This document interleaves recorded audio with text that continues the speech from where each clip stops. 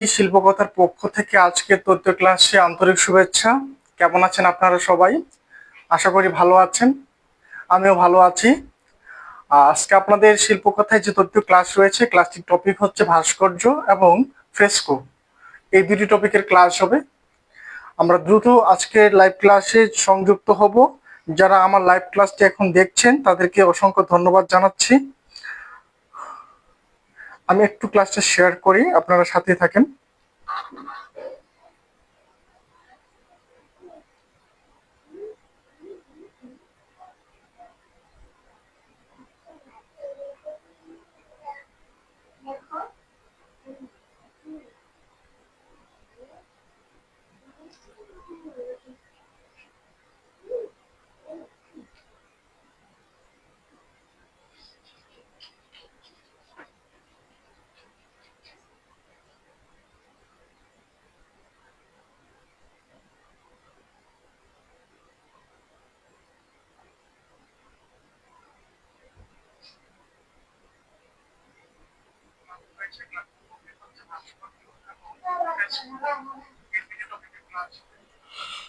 জি, আমি ভালো আছি।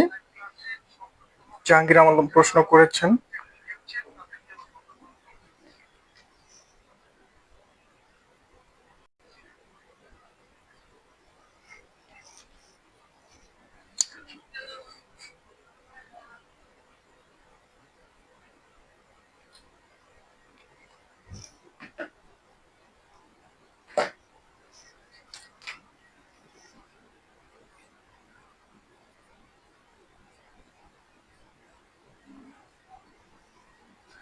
আজকে প্রথম টপিকটা যেটা নিয়ে আলোচনা করবো সেটা হচ্ছে স্কাল্পচার নিয়ে।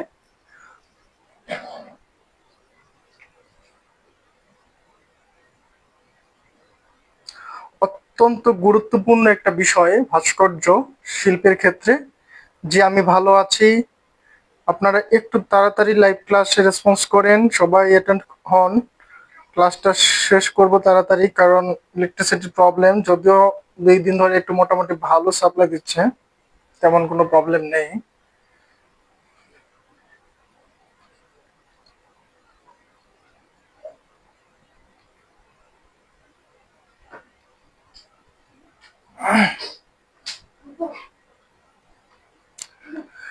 ভাস্কর্য বা স্কাল্পচার, এটা শিল্পের একটা প্রধান শাখা। ভাস্কর্য প্রাচীনকাল বলতে প্রাগৈতিহাসিক যে সময়কাল, এই প্রাগৈতিহাসিক সময়কাল থেকেই স্কাল্পচার আমাদের শিল্পের একটা অন্যতম প্রধান একটা পার্ট। এই স্কাল্পচার প্রথম শুরু হয়েছিল গুহা চিত্রের সমসাময়িক সময়গুলো থেকেই। তো এই ভাস্কর্য শিল্পটি একটি ত্রিমাত্রিক শিল্প, 3 ডাইমেনশনাল আর্ট বা 3D আর্ট বলা হয়। তো আমরা ভাস্কর্য আসলেই এটি একটি প্রথমত একটি দৃশ্য শিল্প।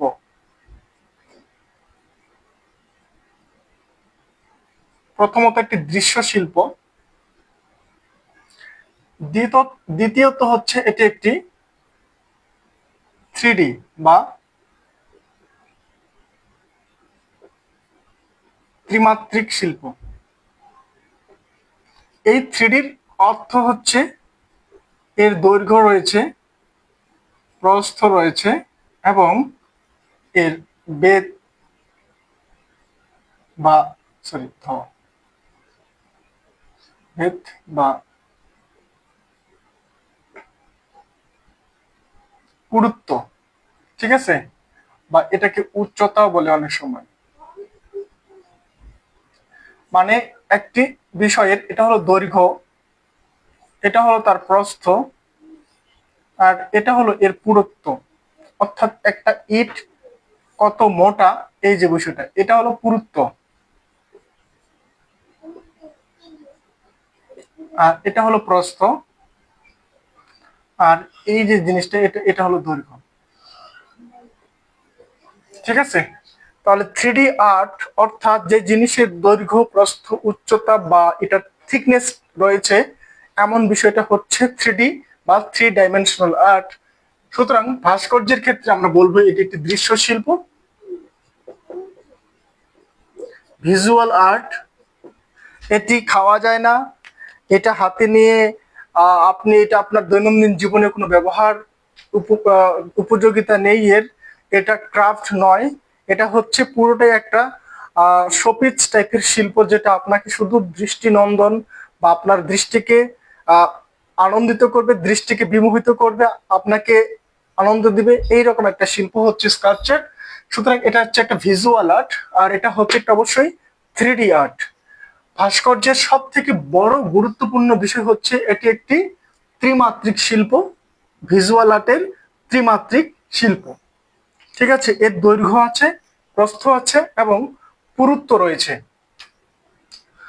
আর প্রধান শিল্প যদি বলি, প্রধান শিল্প বা মেজর আর্ট, এটি একটি হচ্ছে major art. This is a major art, এটা মাইনর আর্ট নয়, এটি প্রধান শিল্প। এই কারণে যে বললাম এটা খাওয়া যায় না, এটা আপনার ব্যবহারিক প্রয়োজনে আসছে না, বাট এটা আপনাকে জাস্ট ভিজুয়ালি আপনাকে এন্টারটেনমেন্ট দেবে, এটা বিশেষ কোনো গুরুত্ব বহন করবে শৈল্পিক, এটাই হচ্ছে স্কাল্পচার। সুতরাং স্কাল্পচার হচ্ছে একটি দৃশ্য শিল্প ফার্স্ট, দ্বিতীয়ত হচ্ছে এটা একটা 3 ডাইমেনশনাল আর্ট, এবং থার্ড হচ্ছে এটি একটা মেজর আর্ট। ঠিক আছে,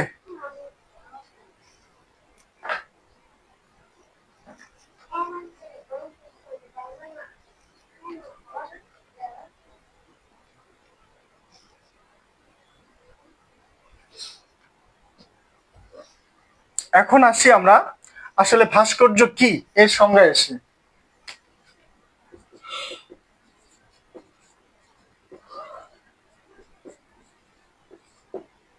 ভাস্কর্য কি, তাহলে আমাকে এই যে বিষয়গুলো আপনাদেরকে বললাম, একজন শিল্পী একটা ত্রিমাত্রিক শিল্পকর্ম তৈরি করবে যার দৈর্ঘ্য প্রস্থ বেদ রয়েছে, এটা ভিজুয়াল আর্ট এবং এটি একটি মেজর আর্ট।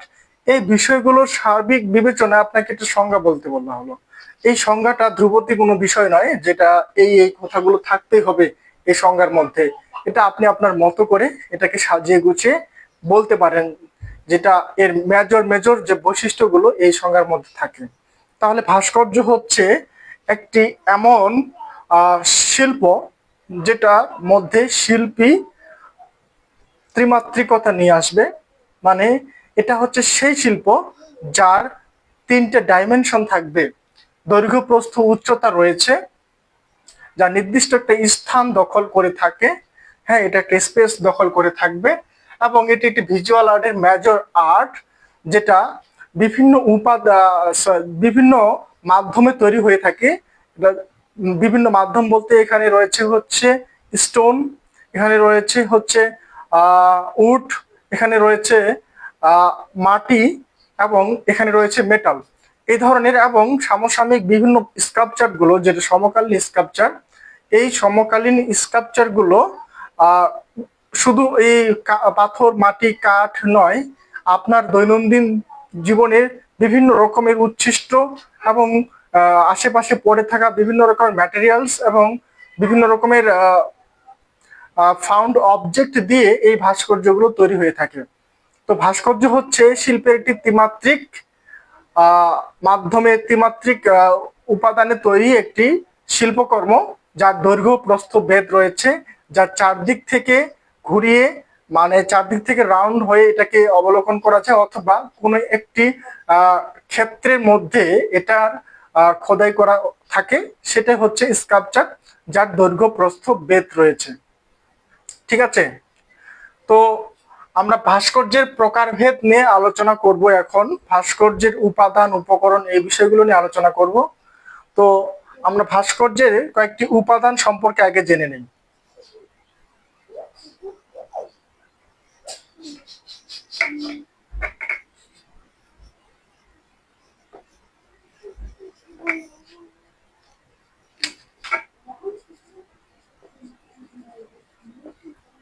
ভাস্কর্যের উপাদানগুলো, ভাস্কর্যের উপাদানের মধ্যে প্রথমে রয়েছে এর হচ্ছে ভাস্কর্যের উপাদানের মধ্যে প্রথমে বলতে গেলে বলতে হবে এর ফর্মটা হচ্ছে ভাস্কর্যের একটা নির্দিষ্ট ফর্ম দখল করে, যেহেতু এটি ত্রিমাত্রিক বিষয়। এবং দ্বিতীয়ত হচ্ছে স্পেস, তৃতীয়ত হচ্ছে ভলিউম, মানে এর দৈর্ঘ্য প্রস্থ এবং উচ্চতার যে মাত্রাগুলো। থার্ড হচ্ছে এর মেস বা ভর বা এর ওজনটা। ফোর্থ হচ্ছে এর টেক্সচার এবং ফিফথ হচ্ছে এর light and shade.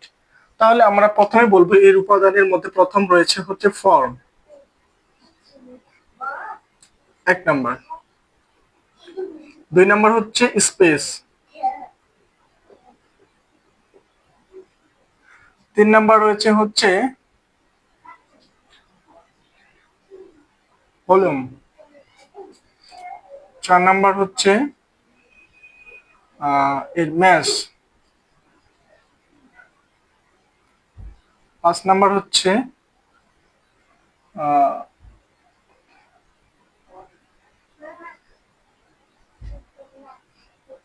Mass texture, ছয় নাম্বারটা হচ্ছে এর লাইট শেড,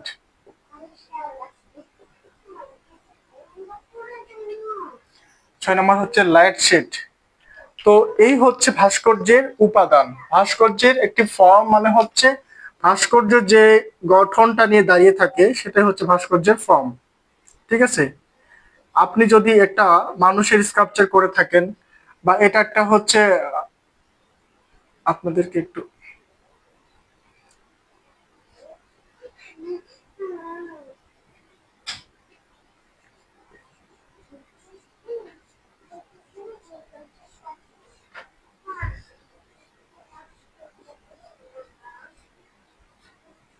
এই স্কাল্পচারের ফর্ম হচ্ছে এটা, অর্থাৎ একটি ভাস্কর্যের পুরো বিষয়টাই হচ্ছে এর ফর্ম, এর যে গঠনটা, এটি হচ্ছে ফর্ম। দ্বিতীয়ত স্পেস, স্পেস মানে হচ্ছে ভাস্কর্যটি যে জায়গা দখল করে আছে।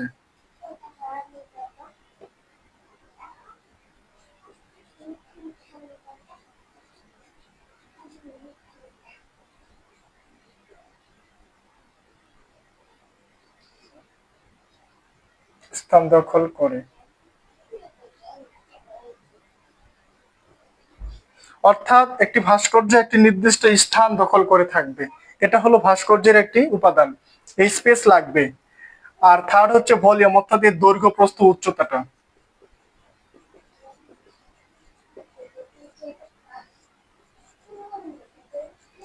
উচ্চতা বা পুরুত্ব,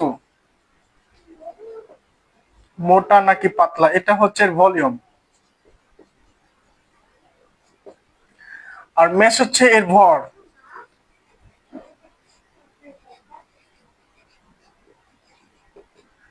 টেক্সচার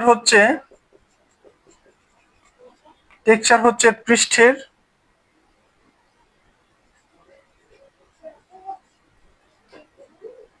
পৃষ্ঠের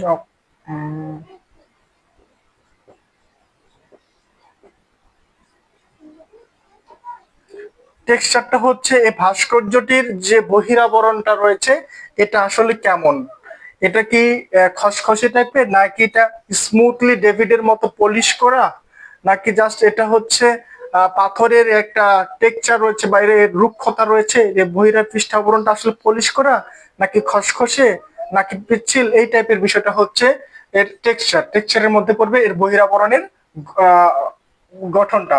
লাইট শেড হচ্ছে এটা যেহেতু ত্রিমাত্রিক বস্তু, এর হচ্ছে এটি অবশ্যই একটি লাইট অ্যান্ড শেড তৈরি করবে, এটা হলো এর বৈশিষ্ট্য।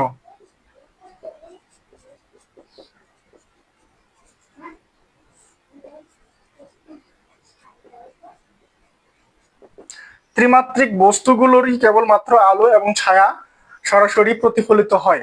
তো এই হচ্ছে ভাস্কর্যের একটি উপাদানের সামগ্রিক বিষয়। এখানে একটি ভাস্কর্যের মেইন উপাদানগুলো কি কি সেগুলো আপনাদের সামনে আলোকপাত করা হয়েছে, আপনারা একটু দ্রুত বিষয়টা নোট আউট করেন। আর এরপরে আমরা ভাস্কর্যের উপকরণ নিয়ে আলোচনা করব। উপকরণের মধ্যে রয়েছে, আচ্ছা আপনারা এটা শেষ করলে আমি লিখতেছি।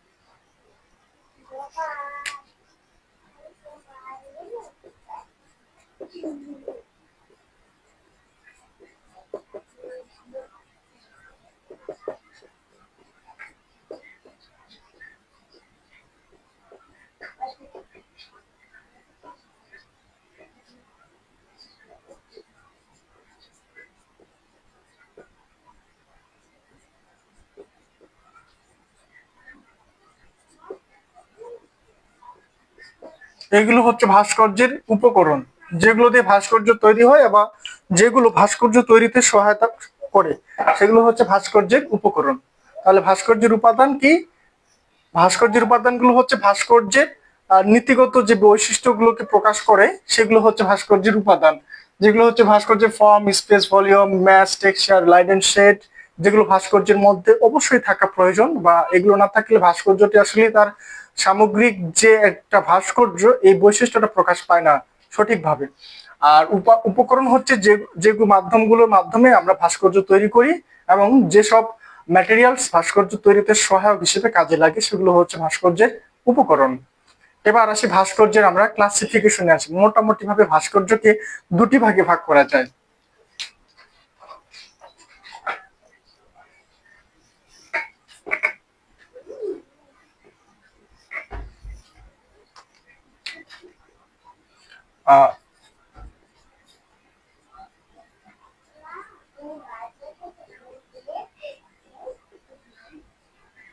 উপস্থাপনের ভিত্তিতে ভাস্কর্য,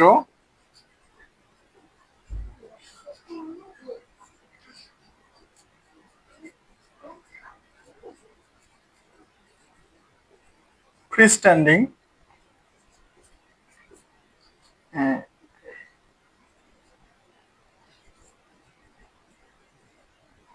রিলিফ।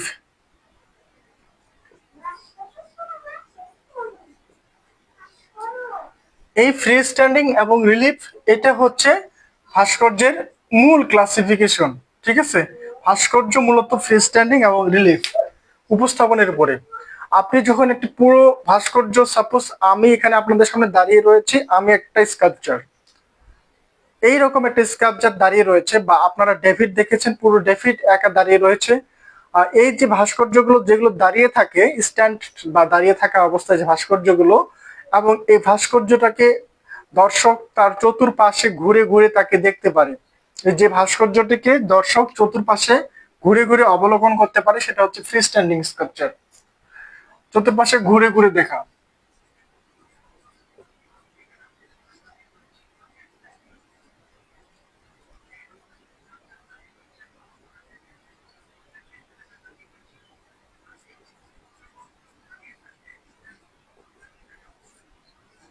আর রিলিফ হচ্ছে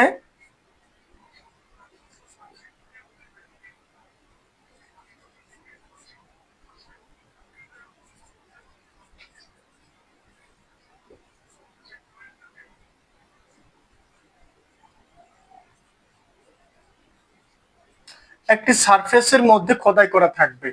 অর্থাৎ এটি যদি একটি স্কাল্পচার হয়, এটা হচ্ছে একটি ফ্রি স্ট্যান্ডিং স্কাল্পচার। এই স্কাল্পচারটি এখানে দাঁড়িয়ে রয়েছে, দর্শক এটাকে চারপাশ থেকে ঘুরে ঘুরে এটাকে অবলোকন করতে পারে। আর রিলিফ হচ্ছে একটি ক্ষেত্র থাকবে, অর্থাৎ একটি স্পেস থাকতেছে, বা একটা ক্ষেত্র থাকতেছে, বা একটা সারফেস থাকতেছে। এই সারফেসের মধ্যে কোনো কিছু টুলস ব্যবহার করে যখন এটাকে খোদাই করা হয়, তখন সেটা হচ্ছে রিলিফ স্কাল্পচার, খোদাই করে। ঠিক আছে, খোদাইয়ের মাধ্যমে। আর এটা হচ্ছে, যেমন এটা একটা উৎকৃষ্ট উদাহরণ হচ্ছে টেরাকোটা। এটার একটি উৎকৃষ্ট উদাহরণ হচ্ছে টেরাকোটা, আর এটার উৎকৃষ্ট উদাহরণ হচ্ছে একটা ডেভিড।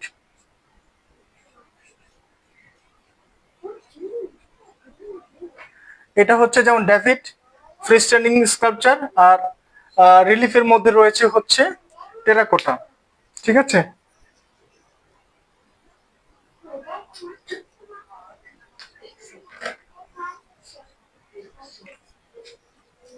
আর এই রিলিফ স্কাল্পচার,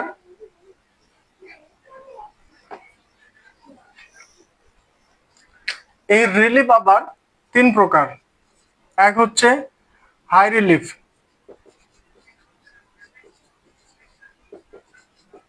হাই রিলিফ,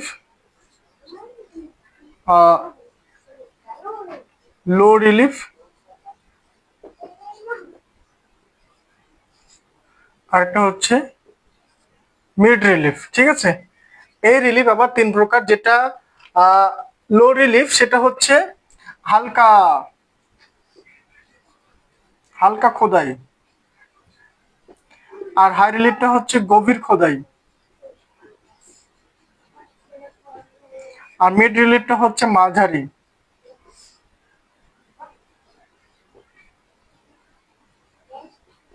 এইরকমের ভাবে রিলিফ স্কাল্পচার গুলোকে 3 ভাগে ভাগ করা হয়েছে। ঠিক আছে, তো এই হলো উপস্থাপনের ভিত্তিতে ভাস্কর্যের ক্লাসিফিকেশন, রিলিফ, ফ্রিস্ট্যান্ডিং। রিলিফটা কি?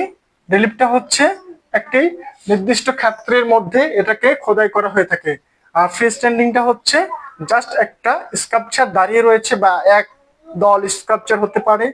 যেমন আপনারা স্বোপার্জিত স্বাধীনতা বলেন, রাজু ভাস্কর্য বলেন, এই যে ভাস্কর্যগুলো রয়েছে এগুলো হচ্ছে সবগুলো ফ্রিস্ট্যান্ডিং স্কাল্পচার। এর মধ্যে ডেভিড ইন্টারন্যাশনালি যদি বলি, আর রিলিফ গুলো হচ্ছে ম্যাক্সিমাম টেরাকোটা টাইপের খোদাই করা।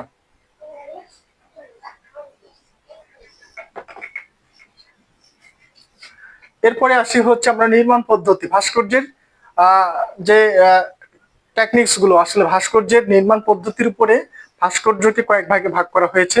যেমন হচ্ছে কার্ভিং স্কাল্পচার, যেগুলো হচ্ছে খোদাই করে তৈরি করা হয়, আর একটি হচ্ছে মডেলিং, আর একটি হচ্ছে কাস্টিং, এবং আরেকটি হচ্ছে কনস্ট্রাকশন। তাহলে আমরা নির্মাণ পদ্ধতির উপরে ভাস্কর্য।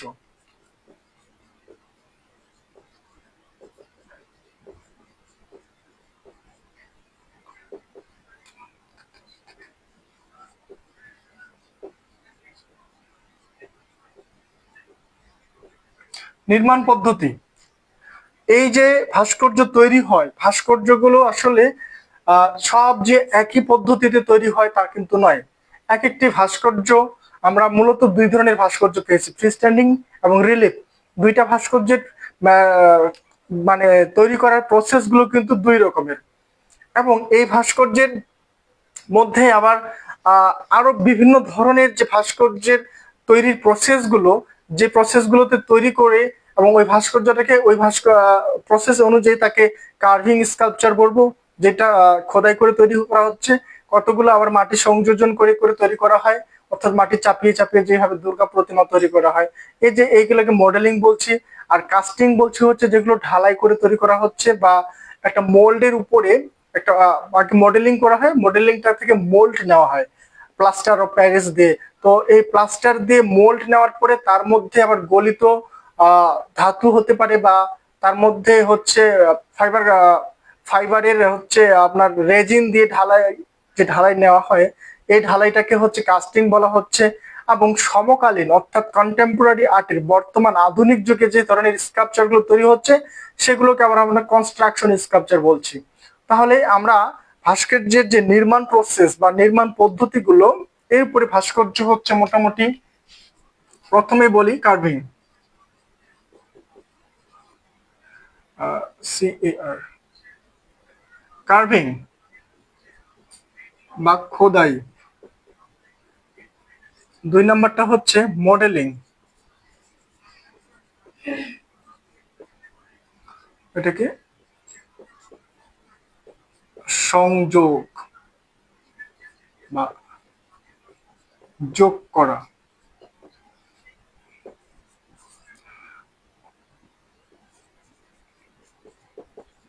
কাস্টিং, ঢালাই, বা যেটা বলা হচ্ছে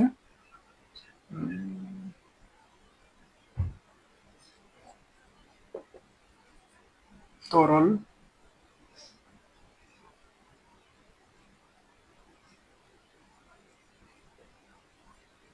গলিত,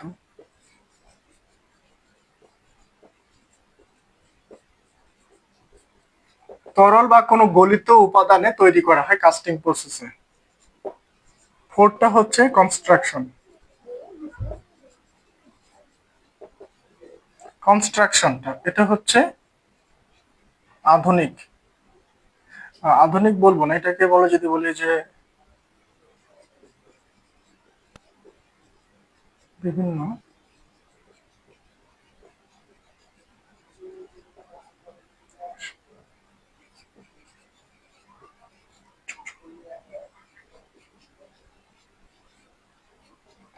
বিভিন্ন উপাদানের যোজন পদ্ধতি, অর্থাৎ এই স্কাল্পচারগুলো তৈরি করা হয় হচ্ছে একটা কোনো তৈরি, আপনি একটা কোনো বস্তু পেয়েছেন, তার সাথে আপনি আরেকটা কোনো বস্তুকে সংযোজন করে দিলেন, একটার সাথে আরেকটা সংযোগ ঘটিয়ে যে স্কাল্পচারগুলো তৈরি করা হয়ে থাকে সেগুলো হচ্ছে কনস্ট্রাকশন।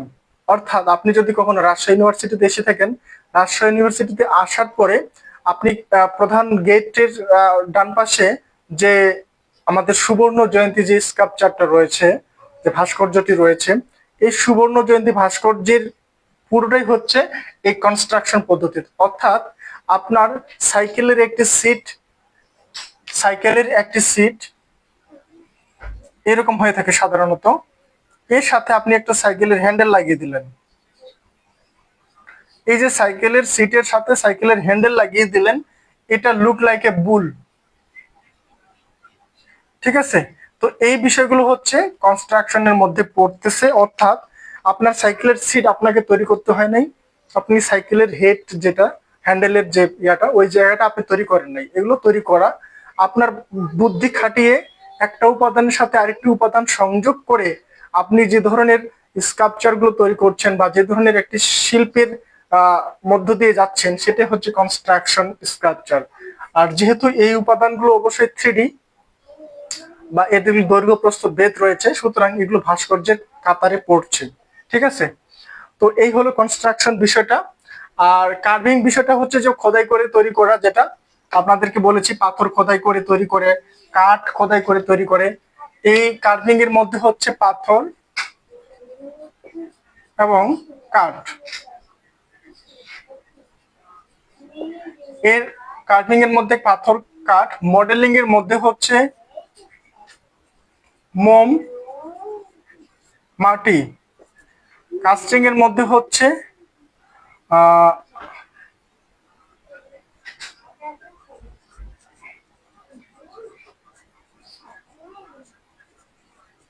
গলিত ব্রোঞ্জ, আর একটি হচ্ছে